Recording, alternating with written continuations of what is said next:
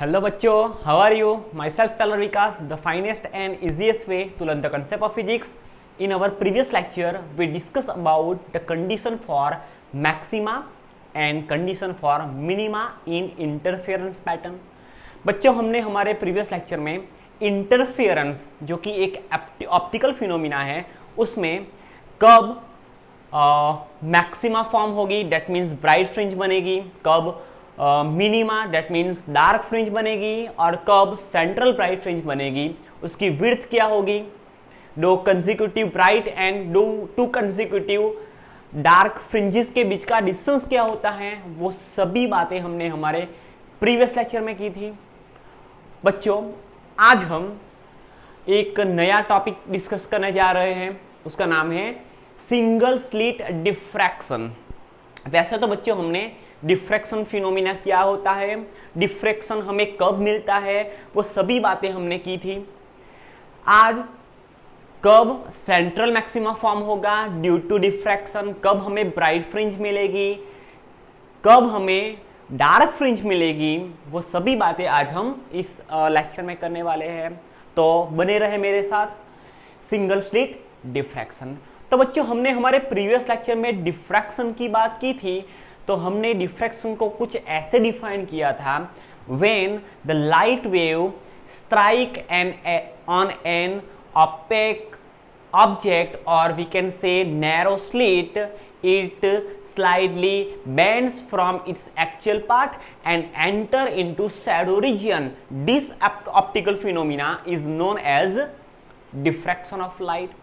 जब light wave कोई narrow slit या तो नैरो ओपनिंग या तो कोई ऑपेक ऑब्जेक्ट के साथ स्ट्राइक होती है तो अपने एक्चुअल पार्ट से कुछ मुड़ती है, कुछ बैंड होती है, और जहां हमने एक्सपेक्ट नहीं किया होगा कि यहां तक भी लाइट पहुंच सकती है, वो डार्क रीजन में, वो शैडो रीजन में लाइट एंटर हो जाती है। तो इस ऑप्टिकल फिनोमिना को हम क्या बोलते हैं? Diffraction of light. बच्चों आज डिफ्रैक्शन से होने वाला इंटरफेरेंस, हमें सेंट्रल ब्राइट फ्रिंज मिलेगी, हमें जस्ट 1 मिनट,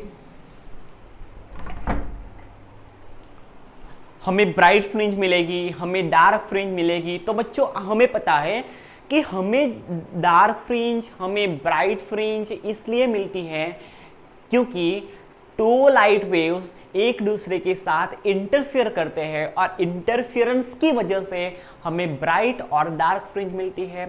बच्चों वैसे ही आज यहाँ पे हम इंटरफेरेंस ही डिस्कस करने जा रहे हैं, बट ये जो इंटरफेरेंस होगा वो डिफ्रैक्शन की वजह से होगा। ये जो एक स्लिट है वो अपने में से कुछ लाइट को पास करेगी और जब लाइट उस नैरो स्लिट में से पास होगी तो अपने एक्चुअल पास से डिफ्रैक्ट होगी और वो स्क्रीन पे कुछ ब्राइट फ्रिंज और कुछ डार्क फ्रिंज फॉर्म करेगी। तो आज हम बात करेंगे सिंगल स्लिट डिफ्रैक्शन।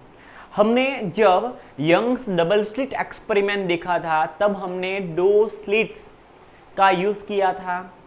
2 स्लिट के सामने हमने एक सोर्स ऑफ लाइट रखा था।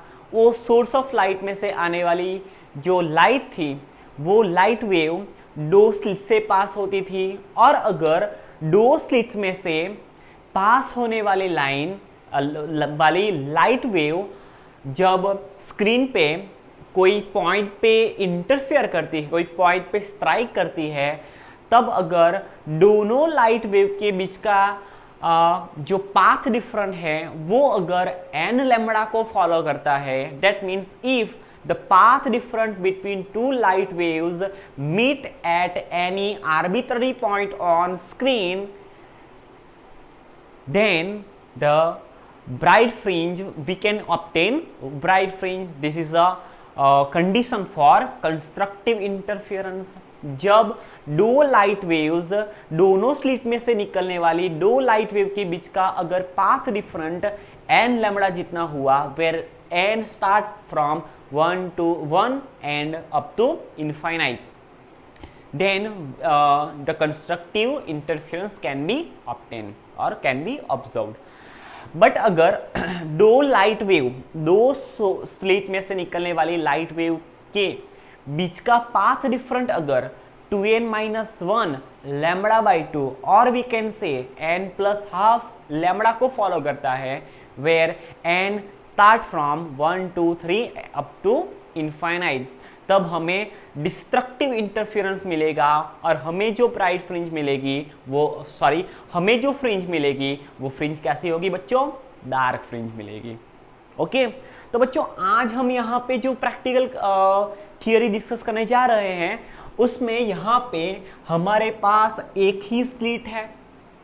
ओके, हमने वहां पे दो स्लिट का यूज किया था फॉर द इंटरफेरेंस पैटर्न। बच्चों यहाँ पे हम ओनली वन स्लिट यूज करेंगे and the width of slit is ए।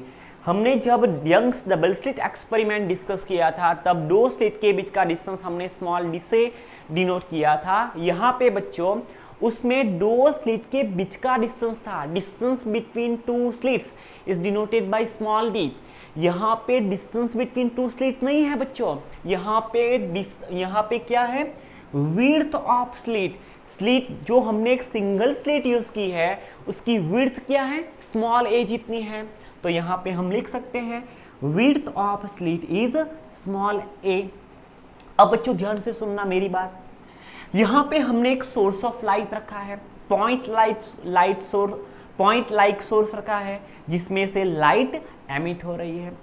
बच्चों हमने जब हाइगेंस प्रिंसिपल देखा था और हमने जब वेव फ्रंट की बात की थी तो हमने ये भी डिस्कस किया था कि डिफरेंट लाइट सोर्सेस अपने में से डिफरेंट लाइट फॉर्म एमिट करेंगे। तो अगर कोई point like source of light है, पॉइंट लाइक सोर्स है, तो उसमें से निकलने वाली लाइट कैसा वेव फ्रंट प्रोड्यूस करती है? तो प्रोड्यूस होने वाला, फॉर्म होने वाला जो वेव फ्रंट है वो बच्चों स्फेरिकल वेव फ्रंट होगा। तो यहाँ से बच्चों हमने यहाँ पे एक पॉइंट लाइक सोर्स रखा है, उसमें से निकलने वाली light spherical wave front produce करेगी। बच्चों ध्यान से सुनना, हमें यहाँ पे इस स्लिट में से पास होने वाला जो वेव फ्रंट चाहिए वो वेव फ्रंट हमें प्लेन वेव फ्रंट चाहिए। तो हमारा वेव फ्रंट का कंसेप्ट हमें ये कहता है अगर लाइट इनफाइनाइट डिस्टेंस से आ रही है, और we can say if the light waves are parallel to each other, then only in that case we can obtain or we can observe the plane wave front। बच्चों हमें plane wave front तभी मिल सकता है जब light waves infinite distance से आ रही है और अगर सभी लाइट वेव्स एक दूसरे को पैरेलल होगी तब फॉर्म होने वाला जो वेव फ्रंट है वो बच्चों कैसा होगा? प्लेन वेव फ्रंट होगा। अब ध्यान से सुनना, हमने यहाँ पे point like monochromatic light use की है, तो उसमें से आने वाली जो लाइट है वो कैसा वेव फ्रंट प्रोड्यूस करेगी? स्फेरिकल वेव फ्रंट प्रोड्यूस करेगी। हमें यहाँ पे चाहिए प्लेन वेव फ्रंट, तो हम क्या करेंगे बच्चों? हम एक कन्वर्जिंग लेंस बोले तो हम एक कॉन्वेक्स लेंस यहाँ पे रख देंगे। यहाँ पे स्लिट से पहले हम क्या करेंगे? कॉन्वेक्स लेंस रख देंगे। तो ये जो wave front, spherical wave front जो अंदर से पास होगा वो जब निकलेगा तो कैसा वेव फ्रंट बनेगा? प्लेन वेव फ्रंट बनेगा। कैसे? तो बच्चों यहाँ पे ध्यान से देखना, मान लो यहाँ पे एक पॉइंट लाइक सोर्स है एस, उसमें से निकलने वाली लाइट तो कुछ इस तरह से निकलेगी सभी डायरेक्शन में। ओके, अगर हम यहाँ पे एक कॉन्वेक्स लेंस रख देते हैं तो कॉन्वेक्स लेंस क्या करेगा? ध्यान से सुनना, हमें कॉन्वेक्स लेंस ऐसे रखना है कि ये जो पॉइंट लाइक सोर्स है वो इस कॉन्वेक्स लेंस के प्रिंसिपल फोकस पे रहे। तो यहाँ से आने वाली लाइट पैरेलल हो जाएगी, और अगर लाइट वेव्स पैरेलल हो गई बच्चों तो फॉर्म होने वाला जो वेव फ्रंट है वो कैसा होगा? प्लेन वेव फ्रंट होगा। Just 1 minute. तो फॉर्म होने वाला जो वेव फ्रंट है वो कैसा होगा बच्चों? प्लेन वेव फ्रंट होगा। तो हमने यहाँ पे देख लिया हम प्लेन वेव फ्रंट कैसे प्रोड्यूस करेंगे। अब ध्यान से सुनना। अब बच्चों ये जो लाइट है ये हमने बहुत जूम करके यहाँ पे ड्रॉ किया है। ये जो डिस्टेंस है ना, जब ये जो डिस्टेंस है ना small A, that means width of slit is near about 1 mm, बहुत कम होगी बच्चों। कैन यू इमेजिन 1 mm जितनी विड्थ की स्लिट होगी उसमें से लाइट पास होगी। ओके तो उसका जो एंड है, ये जो शार्प एड्स है उसकी, वहां से लाइट क्या करेगी, अपने एक्चुअल पार्ट से बैंड करेगी और हमने जहां एक्सपेक्ट नहीं किया होगा वहां पे लाइट चली जाएगी। और इस ऑप्टिकल फिनोमिना को हम क्या बोलते हैं, डिफ्रैक्शन कहते हैं। अब बच्चों मेरी बात ध्यान से सुनना।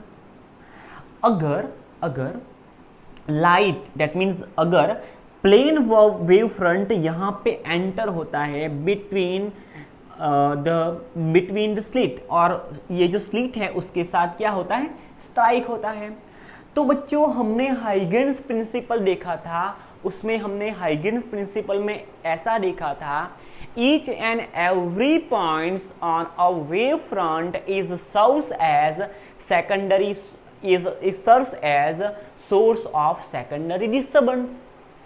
तो ये जो वेव फ्रंट बना, ये जो प्लेन वेव फ्रंट बना, उस प्लेन वेव फ्रंट के सभी पॉइंट्स अपने आप में से एक सेकेंडरी सोर्स जैसा बिहेव करेंगे और अपने में से स्फेरिकल वेव फ्रंट प्रोड्यूस करना चाहेंगे। तो मान लो बच्चों यहाँ पे प्लेन वेव फ्रंट स्ट्राइक किया, तो प्लेन वेव फ्रंट में जो पॉइंट्स है वो इनफाइनाइट पॉइंट्स हो गए। तो यहाँ पे हमने ये डॉट ड्रॉ किया है, वो क्या है, ये जो प्लेन वेव फ्रंट अंदर एंटर हुआ और वी कैन से ये जो स्लिट है उसके साथ स्ट्राइक किया, तो उसके सभी पॉइंट्स को हमने यहाँ पे इंडिकेट किया है। बच्चों मिलियन और बिलियन पॉइंट्स हो गए, तो हम यहाँ पे उसको ड्रॉ नहीं कर सकते। अब ध्यान से सुनना। Each and every points on wave front is serves as secondary source of or we can say it serves as secondary source of disturbance। अब ध्यान से सुनना। अगर लाइट यहां से बैंड नहीं होती, ध्यान से सुनना, अगर लाइट यहां से बैंड नहीं होती तो ये सभी जो आपको ये ब्लू मार्कर से दिख रहा है, ये सभी जो लाइट वेव्स है, हमने यहाँ पे एक स्क्रीन रखा है, उस पर स्ट्राइक करेगी। अब बच्चों यहाँ पे ये तीनों तो पैरेलल हमें दिख रही है, तो स्क्रीन पे स्ट्राइक नहीं कर सकती। तो बच्चों हम क्या करेंगे, हम यहाँ पे एक कन्वर्जिंग लेंस रख देंगे। तो कन्वर्जिंग लेंस क्या करता है, इनफाइनाइट डिस्टेंस से आने वाली जो लाइट वेव है उसको, या और वी कैन से लाइट रे है, उसको उसके प्रिंसिपल फोकस पे क्या करता है, इकट्ठा करता है, फोकस करता है। तो यहाँ से आने वाली जो पैरेलल लाइट्स है वो सभी को क्या करेगा, वो कन्वर्ज करेगा और स्क्रीन पे कोई एक पॉइंट पे सबको क्या करेगा, मिलाएगा। अब बच्चों ध्यान से सुनना। अगर मोर देन 2 और मोर देन 1 लाइट वेव्स जब डिस्टेंस ट्रैवल करके एक दूसरे के साथ मीट होती है तो स्क्रीन पे कुछ इंटरफियरेंस पैटर्न फॉर्म करती है। तो यहाँ पे भी क्या होगा, यहाँ पे भी ये जो कन्वर्जिंग लेंस है वो ये जो लाइट वेव्स आ रहे हैं पैरेलल टू ईच अदर, उसको क्या करेगा, कन्वर्ज करेगा। और स्क्रीन पे हमने यहाँ पे एक स्क्रीन रखी है, हमारी ये जो एनसीईआरटी टेक्स्ट बुक है उसमें यही फिगर है। तो बच्चों हम यही फिगर लेके चलेंगे, ओके। और जब हम जे नीट का मेरा लेक्चर जब हम देखेंगे, मैं जब जी नीट का लेक्चर जब अपलोड करूंगा तब ये बात आपको डिटेल्स में समझाऊंगा, ओके। तो फिलहाल यहाँ पे फोकस करते हैं। कन्वर्जिंग लेंस क्या करेगा, कन्वर्ज करेगा अपने प्रिंसिपल फोकस पे, और स्क्रीन पे कोई एक पॉइंट पे सभी वेव्स को क्या करेगा, मीट कराएगा। सो इंटरफेरेंस पैटर्न मिलेगी। अब बच्चों ध्यान से सुनना, यहां से आने वाली light, that means L point से आने वाली लाइट यहां तक पहुंचती है। M पॉइंट से आने वाली लाइट यहाँ तक पहुँचती है, N पॉइंट से आने वाली लाइट यहाँ तक पहुँचती है। तो सभी लाइट वेव्स ने बच्चों सेम डिस्टेंस ट्रैवल किया। सो हम यहाँ से कह सकते हैं द पाथ डिफरेंट, और we can say the path travel by each and every points. Points बोल रहा हूं बच्चों, पॉइंट्स यहाँ से वेव फ्रंट जो मिला, प्लेन वेव फ्रंट, उसके सभी points secondary source of disturbance जैसा बिहेव करते हैं। तो उसमें से कुछ नए वेव फ्रंट आगे पास करेंगे। तो होगा क्या बच्चों, उसमें से आने वाले जो वेव्स है वो यहाँ पे सी पॉइंट्स पे, स्क्रीन पे जो सी पॉइंट है वहाँ तक पहुँचने के लिए सेम डिस्टेंस ट्रैवल करते हैं। आप यहाँ से देख सकते हो, उसने जितना डिस्टेंस ट्रैवल किया इतना इसने किया, इतना एन वाले पॉइंट ने किया। तो सभी सेम डिस्टेंस ट्रैवल करते हैं। So distance travelled by each waves is same. So path different between the रे strike, or we can say emitted from L, M and N is same। और बच्चों हमने इंटरफेरेंस पैटर्न देखा था, उसमें हमने ऐसा बोला था अगर दो लाइट वेव्स के बीच का पाथ डिफरेंट अगर 0 होगा, दैट मीन्स एन लैम्बडा को फॉलो करेगा। एक्चुअली हमने ऐसा देखा था, but n start from 0। Okay, तो अगर हम 0 को माइंड में रखते हैं, if n is equal to 0, so सभी लाइट वेव्स के बीच का पाथ डिफरेंट क्या होगा, 0 होगा। अब ध्यान से सुनना बच्चों, पाथ डिफरेंट और sorry not path different, phase different path different पे डिपेंड करता है। So phase different differ is equal to small k into path different, where k is the wave vector k is equal to 2 pi divided by lambda. Lambda से कुछ relative term है k। तो बच्चों ये जो phase different है वो path different पर डिपेंड करेगा। बच्चों अगर पाथ डिफरेंट ही 0 हुआ तो सभी वेव्स के बीच का फेज डिफरेंट भी कैसा होगा, 0। मीन्स यहाँ से आने वाले जो वेव्स है वो स्क्रीन पे पॉइंट सी पे स्ट्राइक करते हैं, तो वहाँ पे सभी रेज जो मीट होती है उस सभी का जो पाथ फेज डिफरेंट है वो 0 होगा। और अगर बच्चों फेज डिफरेंस 0 हुआ तो वो कंस्ट्रक्टिव इंटरफेरेंस फॉर्म करेगा, और अगर कंस्ट्रक्टिव इंटरफेरेंस फॉर्म करेगा और n इज इक्वल टू 0 है, तो हमें यहाँ पे मैक्सिमम इंटेंसिटी वाला कोई डॉट मिलेगा। उसको हम क्या बोलेंगे, सेंट्रल ब्राइट फ्रिंज, और we can say central maxima.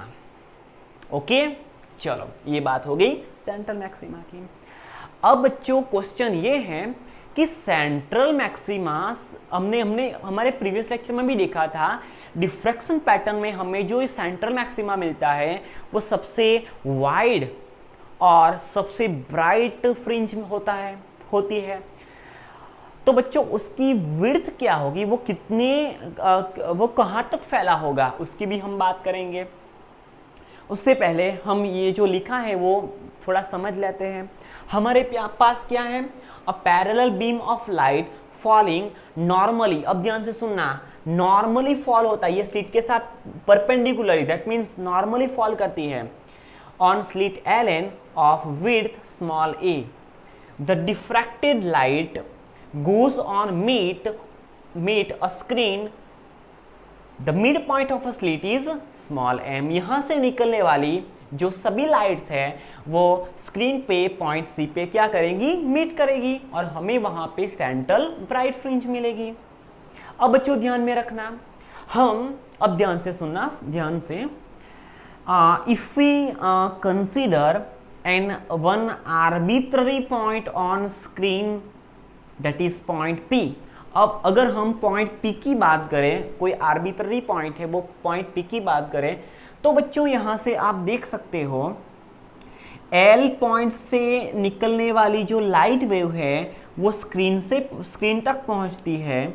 M से निकलने वाली जो लाइट वेव है वो स्क्रीन तक पहुंचती है और एन से निकलने वाली जो लाइट वेव है वो स्क्रीन तक पहुंचती है, तो सभी लाइट वेव्स इन्हें इक्वल डिस्टेंस ट्रैवल नहीं किया है, तो सभी लाइट वेव्स के पाथ के बीच में कुछ डिस्टेंस में डिफरेंट मिलेगा हमें। तो यहाँ से हमें सभी लाइट वेव्स के बीच में कुछ पाथ डिफरेंट मिलेगा। और बच्चों पाथ डिफरेंट के अकॉर्डिंग हमें कुछ फेज डिफरेंट भी मिलेगा। मान लो बच्चों, अगर हम यहाँ से पॉइंट L से एक परपेंडिकुलर ड्रॉ करते हैं, ये जो आपको नॉर्मल दिख रहा है वहाँ पे परपेंडिकुलर ड्रॉ करते हैं एट पॉइंट Q, तो आप यहाँ से देख सकते हो L से निकलने वाली लाइट स्क्रीन तक पहुँचती है, और अगर हम एंड पॉइंट की बात करें तो N से निकलने वाली पॉइंट स्क्रीन तक पहुँचती है, तो N से निकलने वाली लाइट ने L से निकलने वाली लाइट से स्क्रीन तक पहुंचने तक कुछ ज़्यादा डिस्टेंस ट्रैवल किया है। तो कितना ज़्यादा डिस्टेंस ट्रैवल किया है, तो आप यहाँ से देख सकते हो Q से यहाँ तक जाएगी, यहाँ से यहाँ तक जाएगी, यहाँ से यहाँ तक जाएगी, तो सेम डिस्टेंस ट्रैवल करेगी। बट L से निकलने वाली लाइट स्क्रीन तक पहुँचती है, उससे ज़्यादा NQ जितना डिस्टेंस ट्रैवल किया किसने, N से निकलने वाली लाइट ने स्क्रीन तक पहुंचने के लिए। सो हम यहाँ से L और N से निकलने वाली जो लाइट वेव्स है उसके बीच का कुछ यहाँ पे पाथ डिफरेंट लिख सकते हैं। So path different is equal to NP, arbitrary point P है ऑन स्क्रीन, तो हमने यहाँ पे क्या लिखा, NP minus LP is equal to NQ। आप देख सकते हो इतना डिस्टेंस ज्यादा है। अब बच्चों ध्यान से सुनना मेरी बात, विथ हॉरिजॉन्टल C तक जाने वाली, पॉइंट C तक जाने वाली जो लाइट है वो इस डायरेक्शन में जाती है, तो पॉइंट P तक जाने वाली जो लाइट है वो अपने एक्चुअल पार्ट से कितना डिस्टेंस कितना एंगल डिफ्रैक्ट हुई, तो आप यहाँ से देख सकते हो वो ऐसे जा रही थी। बच्चों कैसे जा रही थी, ऐसे जा रही थी, डिफ्रैक्शन हुआ, वो ऐसे हो गई और आगे बढ़ती है, तो उसने कितने एंगल पे डिफ्रैक्शन किया, तो आप यहाँ से देख सकते हो उसने थीटा जितने एंगल पे डिफ्रैक्शन किया। अब बच्चों यहाँ पे ध्यान से सुनना, ये वाला एंगल पूरा 90 डिग्री है, ये एंगल पूरा 90 डिग्री है, और अगर ये थीटा है तो ये वाला एंगल 90 माइनस थीटा होगा। कितना होगा, 90 डिग्री माइनस थीटा होगा। और ये पूरा 90 डिग्री है, तो ये वाला एंगल कितना होगा, ये वाला एंगल, तो ये वाला एंगल होगा थीटा। अब बच्चों ध्यान से सुनना, हम यहाँ से लिख सकते हैं इस थीटा के बारे में, sine theta is equal to opposite by hypotenuse. ध्यान से सुनना, एंगल परपेंडिकुलर हमने यहाँ पे ड्रॉ किया है, तो उसके सामने वाली जो साइड है वो हाइपोटेनियस बनेगी, तो यहाँ से हम इस थीटा के बारे में बात कर सकते हैं, opposite by hypotenuse. Opposite side कितनी क्या है, NQ, तो हम यहाँ से लिख सकते sine theta is equal to opposite by hypotenuse. Hypotenuse क्या है बच्चों, small a, width of slit और विड्थ ऑफ सिंगल स्लिट। अब ध्यान से सुनना, अगर हम NQ को सब्जेक्ट बनाते हैं, so NQ is equal to A sine theta. अब बच्चों ध्यान से सुनना, हमने ये जो ड्रॉ किया है ना वो बहुत जूम करके ड्रॉ किया है। लाइट अपने एक्चुअल पाथ से कुछ डिफ्रैक्ट होगी, कुछ एंगल पे डिफ्रैक्ट होगी, तो बच्चों वो जो एंगल होगा वो एंगल बहुत कम एंगल होगा, that means near about zero. Zero नहीं होगा बच्चों, ध्यान से सुनना, जीरो नहीं होगा बट नियर अबाउट जीरो होगा, मीन्स जीरो से कुछ ही ज्यादा एंगल होगा, अपने एक्चुअल पास से कुछ स्लाइडली क्या करती है वो डिफ्रैक्ट होती है। तो ये वाला एंगल अगर बहुत छोटा होगा, then if the angle is very small, so instead of writing sin theta we can write theta, so sin theta is approximately or near about theta. So यहाँ से हम लिख सकते हैं NQ is equal to A as it is, and instead of writing sin theta for small value of theta we can write only theta. So nq is equal to a theta, where nq is path difference of two waves emitted from point L and point N. Okay चलो अब ध्यान से सुनना. Similarly हमने क्या किया, similarly ये जो स्मॉल ए विड्थ की जो स्लिट है उसका हमारे पास एक मिड पॉइंट है, वो है m. तो हम अगर इस स्लिट को दो हिस्सों में डिवाइड कर दे बच्चों, कितने हिस्सों में, दो हिस्सों में, तो L से M तक का जो डिस्टेंस है वो a/2 होगा. ऑब्वियसली L से N तक का जो डिस्टेंस है that means width of slit है वो स्मॉल a जितनी है. हमने यहाँ पे स्लिट का मिड पॉइंट m कंसीडर किया. So distance between distance from L and M is a/2, same as mn is also is equal to a/2. So हम यहाँ से लिखे, अगर हम लिखे तो Lm is equal to mn is equal to a/2. कितना डिस्टेंस है बच्चों, a/2 जितना डिस्टेंस है, आप यहाँ से देख सकते हो. चलो अब ध्यान से सुनना. हमने L M के बीच में भी एक पॉइंट कंसीडर किया जिसको हमने क्या बोला, M1 बोला. और यहाँ पे हमने Mn के बीच में भी एक पॉइंट कंसीडर किया, वेव फ्रंट का पॉइंट है. किसका पॉइंट है, वेव फ्रंट का. जो प्लेन वेव फ्रंट आया था ना वो यहाँ पे स्ट्राइक करता है, उसके मिलियंस जितने और बिलियंस जितने पॉइंट्स यहाँ से सेकेंडरी सोर्स ऑफ डिस्टर्बेंस जैसा बिहेव करते हैं. तो हम यहाँ पे Mn के बीच का भी एक पॉइंट कंसीडर करते हैं M2. तो अब ध्यान से सुनना, यहाँ से ये जो टोटल डिस्टेंस है वो a जितना है. L से M तक का जो डिस्टेंस है वो a/2 जितना है. M से N तक का जो डिस्टेंस है वो भी कितना है, a/2 जितना डिस्टेंस है. अगर हम M1 और M2 के बीच का पाथ डिफरेंस निकालने की बात करें तो अगर M1 से M2 तक का डिस्टेंस अगर वही जितना होगा तो M1 एंड M2 पॉइंट से निकलने वाली लाइट वेव्स पॉइंट P तक पहुंचती है, तो उन दोनों वेव्स के बीच का पाथ डिफरेंस कितना होगा, y इंटू थीटा जितना होगा. कैसे, तो देखो यहाँ पे हमने ऑलरेडी यहाँ पे डिस्कस किया, L और N पॉइंट से निकलने वाली वेव्स स्क्रीन पे आर्बिट्ररी पॉइंट P पे पहुंचती है, तब ये दोनों रेस के बीच का पाथ डिफरेंट हम यहाँ से निकालेंगे. तो कितना होगा, nq is equal to a into theta, where a is distance between two points L and N. अगर हम यहाँ पे दो ऐसे पॉइंट कंसिडर करें M1 and M2, and if the separation between M1 and M2 is small y, then the path difference between the rays emitted, the waves emitted from M1 and M2 point is y theta. अब बच्चों ध्यान से सुनना, central maxima की condition हमने starting में ही discuss किया. अगर पाथ डिफरेंस 0 हुआ तो फेज डिफरेंस भी 0 होगा, और अगर फेज डिफरेंस 0 हुआ तो वहां पे central maxima that means maximum width का, मैक्सिमम इंटेंसिटी वाला एक हमें ब्राइट फ्रिंज मिलेगी. So angle theta is 0, deviate हुआ ही नहीं है. यहाँ पे देखो आप, सीधी जा रही है वेव, पैरेलल क्या करती है, प्रोपोगेट हो रही है. और कहाँ पे मीट होगी, अगर हम कन्वर्जिंग लेंस रखेंगे तो स्क्रीन पे. तो उसने कुछ एंगल डिफ्रैक्ट नहीं किया, सो डिफ्रैक्शन एंगल कितना होगा, 0 होगा. तो अगर डिफ्रैक्शन एंगल 0 होगा तो सभी वेव्स ने स्लिट में से पास होके स्क्रीन तक पहुंचने तक सेम डिस्टेंस ट्रैवल किया, तो path difference between all the waves is 0. So phase difference भी क्या होगा, 0. और फेज डिफरेंस 0 होगा बच्चों तो वो कंस्ट्रक्टिव इंटरफेरेंस फॉर्म करेगा और हमें मैक्सिमम ब्राइट फ्रिंज मिलेगी.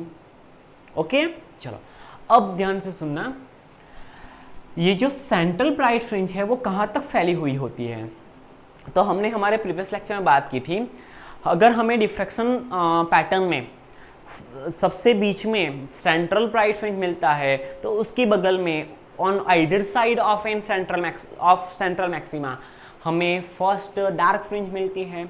तो अगर हम बच्चों एक साइड की डार्क फ्रिंज तक से सेकंड साइड की जो डार्क फ्रिंज है उसका जो डिस्टेंस हम अगर मेज़र कर ले सेंट्रल ब्राइट फ्रिंज, उसकी बगल में यहाँ पे फर्स्ट डार्क मिलेगी, यहाँ पे भी फर्स्ट डार्क मिलेगी। अगर हम दो कंसेक्यूटिव डार्क फ्रिंजेस की बीच का डिस्टेंस मेज़र कर लें तो बच्चों ध्यान से सुनना, हमें यहाँ पे सेंट्रल मैक्सिमा की विड्थ मिलेगी। तो सबसे पहले हमें ये जानना पड़ेगा कि फर्स्ट डार्क फ्रिंज कहाँ पे फॉर्म होगी। तो ध्यान से सुनना, to occur dark fringe at point P, मान लो अगर यहाँ पे पॉइंट पी पे अगर डार्क फ्रिंज फॉर्म होती है तो उन दोनों के बीच का पाथ डिफरेंस क्या होना चाहिए, तो path difference N P minus L P is equal to n lambda होना चाहिए। अब बच्चों आपको एक ऑब्जेक्शन होगा, सर आप हमें गलत पढ़ा रहे हो। आपने तो प्रीवियस लेक्चर में जब इंटरफेरेंस पैटर्न के बारे में बात की थी तो आपने तो ऐसा बोला था, अगर दो लाइट वेव्स के बीच का पाथ डिफरेंट अगर एन लैम्बडा को फॉलो करता है तब तो कंस्ट्रक्टिव इंटरफेरेंस फॉर्म होती है, और जब कंस्ट्रक्टिव इंटरफेरेंस फॉर्म होती है तब दो लाइट वेव्स के तब हमें क्या मिलता है, ब्राइट फ्रिंज मिलती है। यहाँ पे क्या किया, यहाँ पे हमने कंडीशन क्या लिखी, फॉर डार्क फ्रिंज अगर पाथ डिफरेंट एन लैम्बडा को फॉलो करता है तब डार्क फ्रिंज मिलेगी। बच्चों ध्यान से सुना, वहां पे दो स्लिट्स थी, यहाँ पे एक ही स्लिट्स है और स्लिट में से पास होने वाला जो प्लेन वेव फ्रंट है उसके सभी point now the secondary source of disturbance जैसा बिहेव करते हैं, तो सभी पॉइंट्स अपने में से कुछ वेव फ्रंट प्रोड्यूस करेंगे। तो यहाँ से निकलने वाले सभी वेव फ्रंट, सभी वेव्स स्क्रीन तक जाएंगे। ओके, तो उन दोनों के बीच का डिस्टेंस क्या होना चाहिए, एन लैम्बडा को फॉलो करना चाहिए। ये बात आप ध्यान में रखना। अब ध्यान से सुनना, पाथ डिफरेंट को हमने कैसे लिखा, एक क्यू से डिनोट किया, तो हम यहाँ से लिख सकते हैं instead of writing N P minus L P we can write a theta is equal to n lambda. अब ध्यान से सुनना, अगर हम थीटा को सब्जेक्ट बनाएंगे तो थीटा, बट ये थीटा क्या है, एंगुलर विड्थ। फिर से ध्यान से सुना, थीटा क्या है, एंगुलर विड्थ। हमें फर्स्ट मैक्सिमा मिलेगी, फिर बात करते हैं, theta for nth dark fringe, so we can write n lambda divided by a where n is equal to 1 2 3 and so on. If we talk about first dark, that means first minima, तो हमें यहाँ पे n की जगह पे क्या रखना है, 1 रखना है। If we put n is equal to 1 in this formula, तो हमें मिलेगा 1 theta, that is angular resolution, or sorry not resolution, angular width for first or we can write angular position from central maxima, angular position from central maxima of first dark fringe, that is lambda by a। n g के जगह पे 1 रखा तो हमें मिला lambda by a। if we talk about second dark fringe, theta 2d, that is second dark fringe, instead of writing n we can write 2, so 2 lambda divided by a। तो ये condition मिली हमें बच्चों किसके लिए, डार्क फ्रिंज के लिए, that means minima के लिए। अब बच्चों ध्यान से सुनना, मेरी बात ध्यान से सुनना, अगर इन दोनों के बीच का पाथ डिफरेंट, ध्यान से सुनना, अगर ये दोनों के बीच का फॉर फर्स्ट मिनिमा, अगर ये एल पॉइंट से निकलने वाला वेव और एन पॉइंट से निकलने वाला वेव के बीच का पाथ डिफरेंट को हम ए थीटा कहते हैं। अगर वो एन थीटा अगर लैम्बडा जितना हुआ, अगर ए थीटा अगर लैम्बडा जितना हुआ, एन की जगह पे हम 1 लिखेंगे तो लैम्बडा जितना होगा। सो अगर ए थीटा अगर लैम्बडा जितना हुआ तो यहाँ से एन तक का जो पाथ डिफरेंट है यहाँ से ये वाला, तो वो लैम्बडा जितना हो जाएगा। तो n से m तक का जो पाथ डिफरेंट है वो लैम्बडा बाई 2 जितना हो जाएगा। बात समझ में आ रही है? फिर से एक बार, अगर L और N में से निकलने वाले वेव्स स्क्रीन तक पहुंचते हैं तो दोनों के बीच का पाथ डिफरेंट अगर लैम्बडा जितना है, कितना है? अगर लैम्बडा जितना है, तो N से मिड पॉइंट M तक पॉइंट है, उस दोनों के बीच का पाथ डिफरेंट क्या होगा? लैम्बडा बाई 2 जितना होगा। यहां से यहां तक का पाथ डिफरेंट क्या होगा? लैम्बडा बाई 2 जितना होगा। तो बच्चे होगा क्या? इन दोनों के बीच का पाथ डिफरेंस लैम्बडा बाई 2। और हमने इंटरफेरेंस पैटर्न में देखा था कि अगर दो वेव्स के बीच का path different n plus half lambda को फॉलो करता है या तो 2n माइनस 1 लैम्बडा बाई 2 को फॉलो करता है, तब हमें डिस्ट्रक्टिव इंटरफेरेंस मिलेगा। तो बच्चों आप ध्यान से सुनना, L और N के बीच का पाथ डिफरेंस कितना है? लैम्बडा जितना है। बट L से M तक का पाथ डिफरेंस लैम्बडा बाई 2 जितना है और M से N तक का डिस्टेंस भी लैम्बडा बाई 2 जितना है। तो दोनों क्या करेंगे? कंस्ट्रक्टिव इंटरफेरेंस करेंगे, दोनों एक दूसरे के साथ शादी करेंगे और दोनों एक दूसरे को बर्बाद कर देंगे। ऐसा ही होता है ना शादी के बाद। ओके छोड़ो। देखो यहाँ पे, यहाँ से यहाँ का, यहाँ ये वाले पोर्शन ने क्या किया? डिस्ट्रक्टिव इंटरफेरेंस प्रोड्यूस किया, इसने भी डिस्ट्रक्टिव इंटरफेरेंस प्रोड्यूस किया। तो यहाँ पे हमें पी पॉइंट पे जो फर्स्ट फ्रिंज मिलेगी वो कैसी होगी? फर्स्ट मिनिमा होगी। अब ध्यान से सुनो, if we put n is equal to 2 तो हमें क्या मिलेगा? सेकंड मिनिमा मिलेगा। तो देखो L और N के बीच का पाथ डिफरेंस कितना होगा? तब 2 लैम्बडा जितना होगा। अगर हम यहाँ पे n की जगह पे क्या रखते हैं? n की जगह पे अगर हम 2 लिखते हैं 2, तो यहाँ पे a theta that is path difference कितना होगा? 2 लैम्बडा जितना होगा। तो L और N पॉइंट के बीच का पाथ डिफरेंस 2 लैम्बडा को फॉलो करेगा। तो L से M अगर हम इसको 4 पार्ट में डिवाइड कर दे, 4 पार्ट में बच्चों, कितने पार्ट में? 4 पार्ट में डिवाइड कर दे, तो यहाँ पे यहाँ से यहाँ तक का L से M1 तक का जो पाथ डिफरेंस है वो लैम्बडा बाई 2 होगा। ये पूरा 2 लैम्बडा, तो हाफ तक का लैम्बडा होगा, उसके हाफ का लैम्बडा बाई 2 होगा। सो L और M1 के बीच का लैम्बडा बाई 2, M1 और M के बीच का लैम्बडा बाई 2, M से M2 के बीच का लैम्बडा बाई 2, सो M2 से N तक का वो भी लैम्बडा बाई 2 बच्चों। तो यहाँ पे सभी लैम्बडा बाई 2 को फॉलो कर रहे हैं। तो if the path different of 2 waves is follow 2n minus 1 lambda by 2 or n plus half lambda, then the destructive interference can be observed. So यहाँ से हमें सेकंड मिनिमा मिलेगी। अब बच्चों हम फर्स्ट फॉर ब्राइट फ्रिंज की बात करते हैं। तो पाथ डिफरेंस कितना फॉलो होना चाहिए? n प्लस हाफ लैम्बडा जितना फॉलो होना चाहिए, where n is equal to 1 2 3 and so on. Path difference को हम यहाँ पे लिखते हैं a थीटा से। So a theta is equal to n plus half lambda. If n is equal to 1 so we get 3 lambda by 2। यहाँ से आप देख सकते हो 3 लैम्बडा। अब देखो यहाँ पे फॉर nth ब्राइट फ्रिंज अगर हम n की जगह पे रखने जाए 1 2 3, तो हमें यहाँ पे first bright, second bright, third bright की एंगुलर पोजीशन मिलेगी with respect to central maxima. चलो तो फर्स्ट ब्राइट की बात करें तो हम यहाँ पे 1 लिखेंगे, तो 2 1 ज़ा 2 plus 1 that is 3 by 2 lambda by a, so 3 lambda by 2a। If you talk about second bright fringe तो हमें यहाँ पे n की जगह पे 2 लिखना है, 2 2 ज़ा 4 plus 1 that is 5 by 2 lambda by a, so 5 lambda by 2a। Okay, ये हमें मिली सेकंड ब्राइट फ्रिंज।